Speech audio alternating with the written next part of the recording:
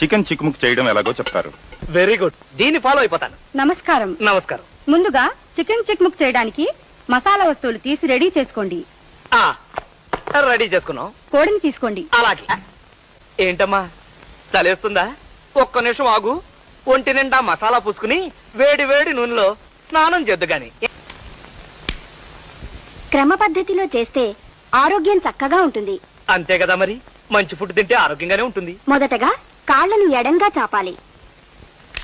చాపా. చేతులు వెనక్కి ఉంచాలి. చేతులే? కోడికి చేతులు ఎక్కడుంటాయి? భాషా దోషం, రెక్కలై ఉంటాయి. వెనక్కి పంచ.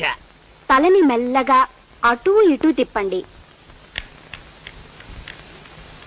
తిప్పే.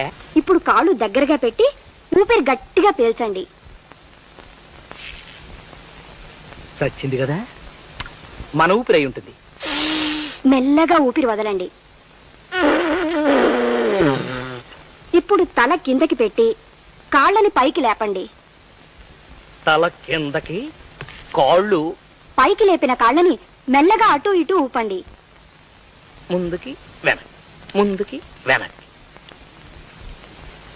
ఇప్పుడు మీ ముందు గుమగుమలాడే చికెన్ చిక్ముక్ రెడీగా ఉంది. చక్కగా ఇంటిల్లిపాది తినండి. పచ్చి కోడిని ఎలా తిందాం? మసాలా అద్దుకుని తినేయాలా?